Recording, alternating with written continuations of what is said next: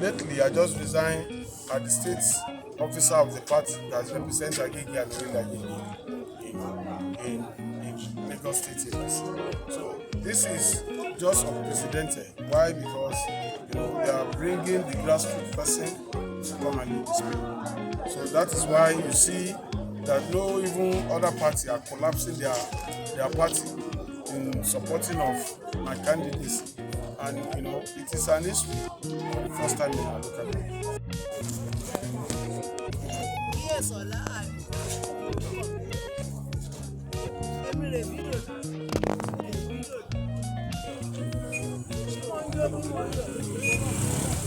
Number one,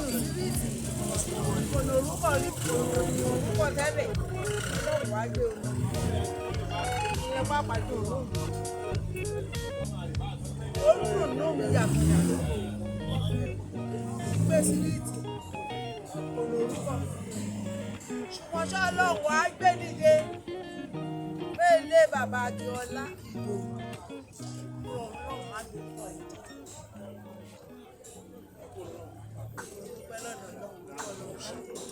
Ṣé mo ti wá bẹ́ẹ̀kúta rẹ̀ lóṣù àgbà tí dìde nílẹ̀ wọ́n ti so mọ́mọ́ mi ọlọ́run àti dìde ńlẹ̀ lágbára ọlọ́run dédé ní dìde ńlẹ̀ kó dìde kó so mọ́mọ́ mi ọlọ́run àso mọ́ ikú kò ní pẹ́ nìkan ní wọn tí tó má fi ṣe tán àrùn kò ní iṣẹ́ nìkan ní wọn tí tó má fi ṣe tán ọmọ tí wọ́n náà àná láàánú wọn bá láàánú pàdé dédé bá bá rìn sí báyìí wọn máa ra láàánú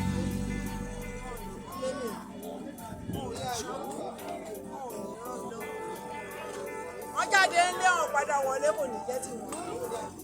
Akinola náà àgáyọ ńlá jókòó sí lórí yan ńlá fìdí rẹ̀ jókòó sókè kò ní gbóná mọ́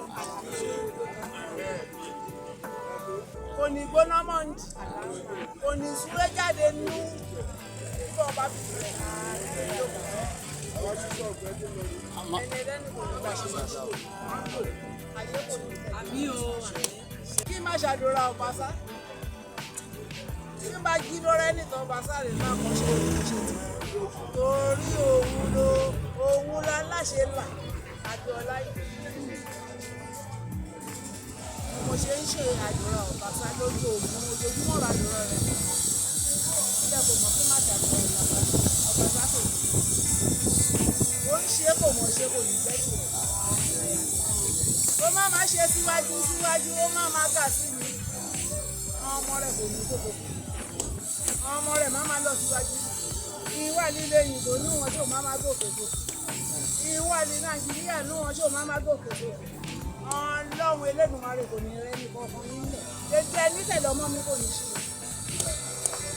Ẹ ò ní ṣe lẹ́yìn.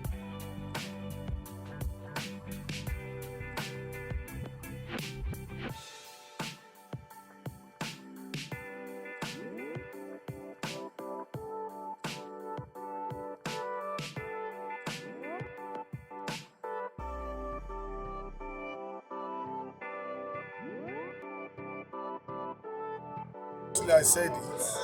One, I'm a grassroots person. I was born and brought up there. At school here, my primary school is actually a primary school. I proceeded to Orile-Agege Community High School.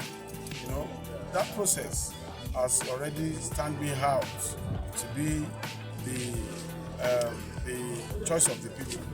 You know, that's why you can see Agege in diaspora. They are coming home to also cast their votes, to put in their support. Even the Agege at home that are not even living in the local government anymore. Everybody are coming back to the local government. Yes. You know, to put their support to me for the first time. Just because I'm one of them and I passed through the process of life with them. And I school with them, we mingle together, and all this has already been part of my progress already.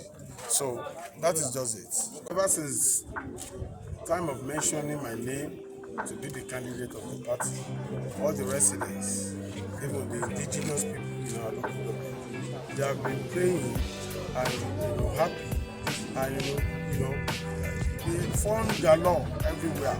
Why? Because they know me. As I said, I passed through them. We work together, and they know my strength and capacity as well. And for a party to see what my predecessor has done, which is Mr. Project himself, he has done much for our people and his people. And he's also, even at the last day of his office, he's still working. That can show how capable the man is. But if our party can now settle on me without any rank for the first time, that means they believe in me that I'm strong. And I've said it. I've sat through the political organ to the highest level in our state, and they know my capacity and strength as well. So they are bringing me up for continuity. Whatever he has done, we believe we can do more to accomplish that. We need people of caliber, the indigenous people, to support me so that we can be able to go ahead of whatever. My message is this is our time of enjoyment, because the person that wants to leave his office now, we call it Mr. Eremide, and I told them after Erede, Ayo must come. So me, I'm coming as Ayo to them. So if everybody can be able to support and bring their best to play, by His grace, in our local government, we will go beyond what we are saying now. Because we have the capacity, we have the strength, we have the tenets, and what have you, that we need people to support us.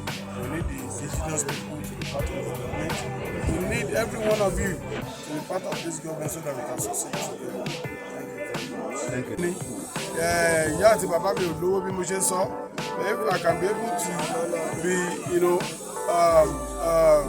patient enough to follow the trend and be loyal to the organs of the political party, that means Ọlọ́run ti bá wa ṣe àsìkò tó dẹ̀ wà yìí, ohun tó kọ gbogbo wa, oríire gbogbo wa ni. I'm just going there to lead as for just 4 years, not as a boss, but as gẹ́gẹ́ bí tí ó lọ ṣaṣojú yín, and nínú aṣojú yìí, ohun kan sọ fún ní gbogbo wa ni pé ẹni tó mọ̀ yàtẹ̀ ti jẹ́ ló fẹ́ lọ ṣaṣojú yín. Àní àwọn ètò tá a ti là ń lẹ̀ fún ìgbédìde àwọn èèyàn wa àti ìdàgbàsókè ìlú wa ó wà ní ìpele lórí ọ̀rọ̀ ètò ẹ̀kọ́ àti nínú tá a fẹ́ ṣe tó fi yàtọ̀ sí èrò ètò ẹ̀kọ́ tá à ń ṣe nísìnyí tó lè mú ọjọ́ iwájú àwọn ọmọ wa dùn dáa ju bí a ṣe wà yìí lọ. Lórí ètò àwọn arúgbó àti ní ètò fún àwọn arúgbó wa láti jẹ́ pé ìjọba tí wọ́n ń pè ní local government a ní nǹkan tí à ń ṣe pẹ̀lú àwọn arúgbó yìí, torí pé ọ̀pọ̀lọpọ̀ àwọn arúgbó wa yẹn ẹlòmíì ọmọ ẹ̀ ò lè take care ẹ̀, wọn ò ní capacity yẹn. Ọ̀pọ̀lọpọ̀ arúgbó wa ni ó ti di nǹkan míì sínú ilé nígbà tí ó kò sí ìtọ́jú. So àwa ní ìrìn àjò tá a fẹ́ rìn lórí ọ̀rọ̀ health care lórí àwọn arúgbó àti ọ̀dọ́ tó fi jẹ́ wípé àní máa rí kò òjijì láàrin wa mọ́. A ní ètò lórí ọ̀rọ̀ àti darapọ̀ mọ́ àwọn ènìyàn, most importantly àjùlọ bẹ̀ fún àwọn tó ní iṣẹ́ gidi lọ́wọ́ tàbí àwọn tó ní ìwé ẹ̀rí tó dájú lórí iṣẹ́ tí wọ́n ṣe láti lè support wọn kí wọ́n lè wúlò fún àwùjọ wa, pàápàá jùlọ láti make sure wípé a darapọ̀ láti wo kí ni idea that they bring to the table àwọn ohun tá a lérò, àwọn nǹkan tí a rò, nítorí pé ìgbà míì a máa ń wo ìjọba pé ìjọba mọ̀ tán, gbogbo ẹ̀kọ́ ní ìjọba mọ̀ ohun, ẹlòmíì wà kò rí opportunity láti dénú ìjọba yẹn, ṣùgbọ́n nǹkan tó gbèrú ó ju ohun tó wà lọ́wọ́ ìjọba lọ. So a máa fi àyè sílẹ̀ láti bá àwọn èèyàn darapọ̀ mọ́ àwọn èèyàn láti wo kí ni wọ́n ní tí àwọn náà lè gbé lẹ̀ tá a lè jọ wò láti support kí ìrìn àjò òṣèlú wa àti ìlú wa kó lè ní ìtẹ̀síwájú àtọrọ̀ ajé wa kó lè ní dàgbàsókè sí. Orúkọ mi ni ọ̀gbẹ́ni Idowu Akinola Abíọ́dún. Èmi ni aṣojú ẹgbẹ́ APC ní ipò alága tí ó ń lọ yìí. Èmi sì ní ẹnìkan ṣoṣo tí kò sí ẹgbẹ́ míì tí wọ́n fẹ́ bá díje láàrin wa mọ́. A ní ètò lórí ọ̀rọ̀ àti darapọ̀ mọ́ àwọn ènìyàn, most importantly àjùlọ bẹ̀ fún àwọn tó ní iṣẹ́ gidi lọ́wọ́ tàbí àwọn tó ní ìwé ẹ̀rí tó dájú lórí iṣẹ́ tí wọ́n ṣe láti lè support wọn kí wọ́n lè wúlò fún àwùjọ wa, pàápàá jùlọ láti make sure wípé a darapọ̀ láti wo kí ni idea tá lè bring to the table, àwọn ohun tá a lérò, àwọn nǹkan tí a rò, nítorí pé ìgbà míì a máa ń wo ìjọba pé ìjọba mọ̀ tán, gbogbo ẹ̀kọ́ ní ìjọba mọ̀ ohun, ẹlòmíì wà kò rí opportunity láti dénú ìjọba yẹn, ṣùgbọ́n nǹkan tó gbèrú ó ju ohun tó wà lọ́wọ́ ìjọba lọ. So a máa fi àyè sílẹ̀ láti bá àwọn èèyàn darapọ̀ mọ́ àwọn èèyàn láti wo kí ni wọ́n ní tí àwọn náà lè gbé lẹ̀ tá a lè jọ wò láti support kí ìrìn àjò òṣèlú wa àti ìlú wa kó lè ní ìtẹ̀síwájú àtọrọ̀ ajé wa kó lè ní dàgbàsókè sí. ẹ ṣé gan sir. dodo ọjọ́ wa rí. Orúkọ mi ni ọ̀gbẹ́ni Idowu Akinola Abíọ́dún. Èmi ni aṣojú ẹgbẹ́ APC ní ipò alága tí ó ń lọ yìí. Èmi sì ní ẹnìkan ṣoṣo tí kò sí ẹgbẹ́ míì tí wọ́n fẹ́ bá díje, tí kò sí ẹlòmíì tí wọ́n kò sí alátakò. So ọ̀rẹ́ la wá ṣe lénìí nítorí pé gbogbo ẹgbẹ́ pátápátá ló fún wọn sọ.